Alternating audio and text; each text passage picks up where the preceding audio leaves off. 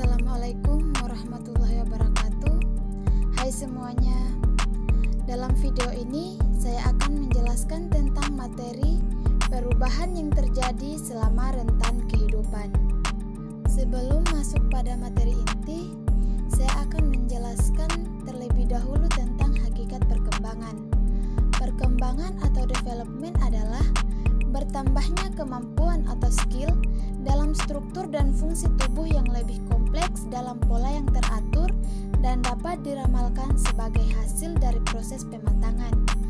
Perkembangan ini menyangkut adanya proses diferensiasi dari sel-sel tubuh, jaringan tubuh, organ-organ dan sistem organ yang berkembang sedemikian rupa, sehingga masing-masing dapat memenuhi fungsinya.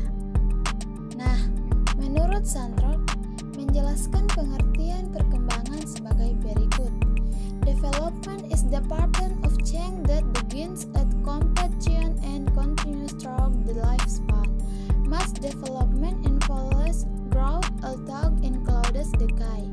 Is indeed ending, the pattern of movement is complex because it is product of several processes biological, cognitive, and socio-emotional. 1. Fase prenatal dari mulai masa konsepsi sampai proses kelahiran. 1. Fase prenatal. Prenatal umumnya dibagi ke dalam 3 periode utama, yaitu periode germinal atau zigot, embrionik, dan fetal fetus atau janin. Penjelasan setiap periode yaitu menurut Papalia dan kawan-kawan tahun 2008 dan Sandrock tahun 2007. A. Periode germinal. Periode ini berlangsung sejak ovum dibuahi hingga 10-14 hari kemudian, atau sekitar 2 minggu. Periode ini meliputi terjadinya zigot. Zigot sama dengan ovum atau sel telur yang dibuahi. Dilanjutkan dengan pembelahan sel dan terjadinya implantation, yaitu menempelnya zigot terdiri dari 100-150 sel. Dan pembelahan sel telah dimulai ketika lapisan dalam dan lapisan luar organisme terbentuk. B. Periode embrionis. Berlangsung dari minggu ke-3 sampai ke-8 setelah pembuahan. Ditandai dengan perkembangan yang pesat pada organ dan sistem organ tubuh utama, yaitu pernapasan, pencernaan, dan saraf. Pada periode ini terjadi peningkatan diferensiasi sel, sistem saraf berkembang, dan pada akhir minggu ke-3 jantung mulai berdetak. C. Periode fetal atau janin. Berlangsung mulai bulan ke-3 dan berlangsung selama 7 bulan sampai saat kelahiran. Beberapa penelitian menurut Papalia dan kawan-kawan tahun 2008 mendapatkan bahwa pada masa ini janin sudah dapat menelan dan mengisap sejumlah cairan ketuban mulai sekitar 12 minggu kehamilan. Selanjutnya, fase infansi atau orok dimulai lahir sampai 10 atau 14 hari. Kelahiran bayi atau setelah persalinan. Periode pasca kelahiran atau postnatal period, postpartum period ialah periode setelah kelahiran bayi atau setelah persalinan. 1. Tahapan bayi baru lahir. Beberapa pendapat mengemukakan periode ini sejak bayi lahir sampai dengan usia 4 minggu. Tetapi menurut Harlock tahun 1980, periode ini dimulai dari kelahiran sampai akhir minggu kedua dan dapat dibedakan menjadi 2 periode, yaitu A. Periode partunate atau mulai saat kelahiran sampai antara 15 dan 30 menit sesudah kelahiran, bermula dari keluarnya janin dan berakhir setelah tali pusar dipotong dan diikat. B. Periode neonate, mulai dari pemotongan dan pengikatan tali pusar sampai sekitar akhir minggu kedua. 2. Ciri-ciri periode bayi baru lahir menurut Harlock tahun 1980. Beberapa ciri penting untuk periode bayi baru lahir yaitu A. Merupakan periode tersingkat dibandingkan periode lainnya atau berlangsung hanya sekitar 2 minggu sejak kelahiran. B. Masa terjadinya perubahan yang radikal atau peralihan dari kehidupan di lingkungan dalam atau kandungan ke lingkungan luar. C. Menjadi landasan atau petunjuk untuk perkembangan perkembangan selanjutnya atau kondisi bayi di awal kehidupan dapat mempengaruhi perkembangan anak selanjutnya. D. Masa terhentinya perkembangan atau beberapa mengalami penurunan berat badan dan cenderung kurang sehat, merupakan periode yang berbahaya atau harus melakukan penyesuaian baik secara fisik maupun psikologis pada lingkungan yang baru dan berbeda dibandingkan sebelumnya, sehingga tingkat kematian bayi periode ini cukup tinggi. Selanjutnya, fase babyhood atau bayi, dimulai 2 minggu sampai 2 tahun. Umumnya, ahli psikologi perkembangan membatasi periode masa bayi dalam 2 tahun. Pertama, dari periode pasca natal. 1. Perkembangan fisik. Di awal masa bayi, ukuran kepala bayi cenderung lebih besar dari keseluruhan tubuhnya. Hal ini mengacu pada pola pertumbuhan cephalocaudal, yaitu urutan pertumbuhan yang selalu dimulai dari bagian paling atas, yaitu kepala. Kemudian pertumbuhan fisik dan karakteristik pertumbuhan fisik lainnya, di mana berlangsung secara bertahap sampai ke arah bawah atau kaki. 2. Refleks.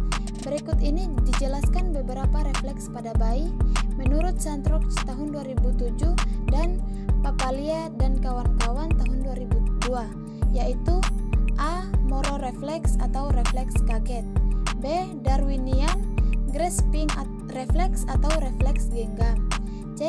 Babinski refleks, D. Rooting refleks, E. Welking refleks, F. Sachking refleks atau refleks mengisap. 3. Keterampilan sensorik dini. 1. Pembau dan pengecap, 2. Pendengaran, ketiga penglihatan. 4. Keterampilan motorik. Perkembangan motorik itu sendiri terbagi menjadi 2, yaitu keterampilan motorik kasar atau gross motor skill dan keterampilan motorik halus atau fine motor skill. Keterampilan motorik kasar adalah gerakan yang menggunakan sebagian besar otot-otot seperti berguling, menangkap bola, sedangkan keterampilan motorik halus merupakan gerakan tangan yang melibatkan sebagian atau sedikit otot seperti menggenggam mainan, menulis, menggambar, mengancingkan baju, dan mengikat tali sepatu. 5. Keterampilan kognitif. 1. Pendekatan behaviorisme. Bayi belajar melalui apa saja yang dilihat, dirasakan, didengar, disentuh, serta belajar dengan menggunakan kemampuan ingatannya. 2. Pendekatan psikometrik. Pendekatan ini menggunakan alat tes untuk mengukur perkembangan kecerdasan seseorang. 3. Pendekatan Piagetin. Tahap pertama dalam perkembangan Piaget adalah tahap sensorimotor atau dari lahir sampai kira-kira 2 tahun. Bayi belajar tentang dirinya dan penalaran. Selanjutnya, fase childhood atau kanak-kanak sampai remaja. 1. Masa kanak-kanak awal. A. Perubahan dan pertumbuhan fisik. Pada masa kanak-kanak awal, tubuh anak-anak terlihat lebih tinggi dan kurus. Anak-anak tumbuh secara cepat pada usia 3-6 tahun, tetapi lebih lambat dibandingkan sebelumnya. Pada usia 3 tahun, anak-anak biasanya mulai kehilangan bentuk tubuh yang membulat. B. Perkembangan motorik. Anak-anak prasekolah mengalami kemajuan yang luar biasa dalam kemampuan motorik kasar atau gross motor skill, seperti berlari dan melompat yang melibatkan otot besar. Perkembangan sensorik dan area motorik pada korteks dan cerebrum memungkinkan koordinasi yang lebih baik antara yang ingin dilakukan oleh anak dan yang bisa mereka lakukan. Kemampuan motorik halus atau fine motor skills, seperti mengancingkan baju, menggambar, serta koordinasi mata dan otot halus. Pencapaian dalam kemampuan ini memungkinkan anak kecil untuk mengambil tanggung jawab terhadap perawatan pribadi mereka. D. Perkembangan kognitif. Menurut Jean Piaget dalam Sandrock tahun 2011, menggambarkan masa kanak-kanak awal sebagai tahap pra-operasional atau pre-operational stage dari perkembangan kognitif, di mana berlangsung pada usia 2 tahun sampai 7 tahun. Dalam tahap ini, anak-anak mulai merepresentasikan dunia dengan menggunakan kata-kata, bayangan, dan gambar. Anak-anak membentuk konsep yang stabil dan mulai bernalar. Pada saat saat yang bersamaan. Dunia kognitif anak kecil didominasi oleh egosentris dan penalaran yang tidak tepat. 2. Masa kanak-kanak akhir. A. Aspek perkembangan fisik. Pertumbuhan selama masa kanak-kanak tengah sangat lambat, namun konsisten. Anak-anak tumbuh sekitar 5-8 cm tiap tahunnya, antara usia 6-11 tahun, dan tinggi badan meningkat kira-kira 2 kali lipat selama masa itu. Anak perempuan mempertahankan sedikit lebih banyak lapisan lemak daripada anak laki-laki, suatu karakteristik yang akan bertahan sampai masa dewasa. Rata-rata berat anak berusia 10 tahun 5 kg lebih berat dari 40 tahun yang lalu, nyaris 38,6 kg untuk anak laki-laki dan 39,9 kg untuk anak perempuan. B. Perkembangan motorik. Keterampilan motorik terus meningkat dan lebih terkoordinasi pada masa kanak-kanak tengah dan akhir. Motorik kasar ini menyebabkan banyak aktivitas otot di mana anak laki-laki lebih unggul dibandingkan anak perempuan. Pada keterampilan motorik halus, anak-anak yang masuk pada kanak-kanak pertengahan dan akhir sudah dapat melakukan aktivitas memaku, menempel, mengikat tali sepatu, dan mengancingkan baju.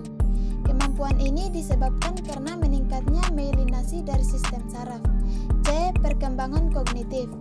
Menurut Piaget, pada sekitar usia 7 tahun atau masuk dalam masa kanak-kanak pertengahan, anak-anak memasuki tahap operasional konkret atau concrete operation, di mana anak bisa menggunakan berbagai operasi mental seperti penalaran, memecahkan masalah-masalah konkret atau nyata.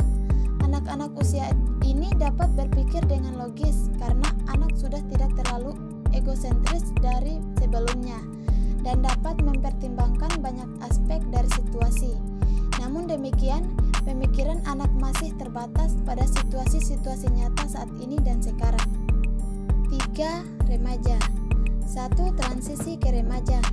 Seperti pada perkembangan anak-anak, faktor-faktor genetik, biologis, lingkungan, dan pengalaman berinteraksi pada perkembangan remaja, yang mana juga dicirikan oleh kontinuitas dan diskontinuitas. Plasma pembawa sifat atau gen yang diwariskan dari orang tua masih mempengaruhi pemikiran dan perilaku selama masa remaja. Tetapi kini gen berinteraksi dengan kondisi-kondisi sosial dunia remaja dengan keluarga, teman-teman sebaya, persahabatan, perkencan, dan pengalaman-pengalaman bersekolah. 2. Perkembangan fisik. Melihat anak-anak yang mengalami pubertas, karena perubahan yang terjadi pada masa puber lebih karena tingkat gizi dan kesehatan yang lebih baik. Informasi yang ada mengemukakan bahwa haid pertama mulai terjadi lebih awal pada waktu revolusi industri, suatu periode yang berkaitan dengan peningkatan standar-standar kehidupan dan kemajuan-kemajuan ilmu kesehatan. Masa pubertas.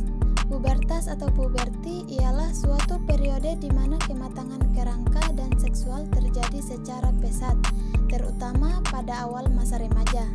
Bagi anak laki-laki, tumbuhnya kumis untuk pertama kali dan mimpi basah pertama, dan untuk perempuan mengalami menstruasi. Aspek-aspek psikologis yang menyertai perubahan-perubahan fisik. Suatu hal yang pasti tentang aspek-aspek psikologis dari perubahan fisik pada masa remaja adalah bahwa remaja disibukkan dengan tubuh mereka dan mengembangkan citra individual mengenai gambaran tubuh mereka. Barangkali mereka melihat cermin setiap hari atau bahkan berjam-jam untuk melihat apakah mereka dapat mendeteksi sesuatu yang berbeda atas perubahan tubuh mereka. Selanjutnya, fase adolescensi atau puberti. 1. Masa dewasa awal. Masa dewasa awal adalah masa pencarian kenantapan dan masa reproduktif, yaitu suatu masa yang penuh dengan masalah dan ketegangan emosional, periode isolasi, periode komitmen, dan masa ketergantungan. Perubahan nilai-nilai, kreativitas, dan penyesuaian diri pada pola hidup yang baru. Kisaran umur antara 21 sampai 40 tahun. 2. Ciri-ciri manusia dewasa. Masa dewasa dikatakan sebagai masa sulit bagi individu karena pada masa ini seseorang dituntut untuk melepaskan ketergantungannya terhadap orang tua dan berusaha untuk dapat mandiri. Ciri-ciri masa dewasa dini yaitu A. masa pengaturan, B. masa usia produktif, C. masa ketegangan emosional. Menurut Dr. Harold Shirok dari Amerika Serikat, ada 5 faktor yang dapat menunjukkan kedewasaan, yaitu ciri fisik, kemampuan mental, pertumbuhan sosial, emosi, dan pertumbuhan spiritual dan moral. A. Fisik. Secara fisik, usia, rangka, tubuh tinggi, dan lebarnya tubuh seorang dapat menunjukkan sifat kedewasaan pada diri seseorang. B. Kemampuan mental. Dari segi mental atau rohani, kedewasaan seseorang dapat dilihat. Orang yang telah dewasa dalam cara berpikir dan tindakannya berbeda dengan orang yang masih kekanak-kanakan sifatnya. C. Pertumbuhan sosial. Sifat kedewasaan seseorang dapat dilihat dari pertumbuhan sosialnya. Pertumbuhan sosial adalah suatu pemahaman tentang bagaimana dia menyayangi pergaulan. D. Emosi. Emosi sangat erat hubungannya dengan segala aspek kehidupan manusia, termasuk kehidupan yang menyangkut sendi-sendi dalam kehidupan berumah tangga. Emosi adalah keadaan batin manusia yang berhubungan erat dengan rasa senang, sedih, gembira, kasih sayang, dan benci. E. Pertumbuhan spiritual dan moral. Faktor kelima yang dapat dijadikan pedoman bahwa seseorang ini telah dewasa ialah dengan melihat dari pertumbuhan spiritual dan moralnya. Kematangan spiritual dan moral bagi seseorang yang mendorong dia untuk mengasihi dan melayani orang lain dengan baik. 2. Masa dewasa akhir atau madya. Masa dewasa madya adalah masa yang berlangsung dari umur 40 sampai 60 tahun. Ciri-ciri yang menyangkut pribadi dan sosial antara lain, masa dewasa madya merupakan masa transisi, di mana pria dan wanita meninggalkan ciri-ciri jasmani dan perilaku masa dewasanya memasuki suatu periode dalam kehidupan dengan ciri-ciri jasmani dan perilaku yang baru. Perhatian terhadap agama lebih besar dibandingkan dengan masa sebelumnya, dan kadang-kadang minat dan perhatiannya terhadap agama ini dilandasi kebutuhan pribadi dan sosial. Usia lanjut. Usia lanjut adalah periode penutup dalam rentang hidup seseorang. Masa ini dimulai dari umur 60 tahun sampai akhir hayat, yang ditandai dengan adanya perubahan yang bersifat fisik dan psikologis yang semakin menurun. Adapun ciri-ciri yang berkaitan dengan penyesuaian pribadi dan sosialnya sebagai berikut. Perubahan yang menyangkut kemampuan motorik, kekuatan fisik, perubahan dalam fungsi psikologis, perubahan dalam sistem saraf dan penampilan. Itulah penjelasan dari saya tentang materi perubahan yang terjadi selama rentan kehidupan. Jika ada kesalahan penulisan dan pengucapan kata, mohon dimaafkan. Billahi taufiq walhidayah.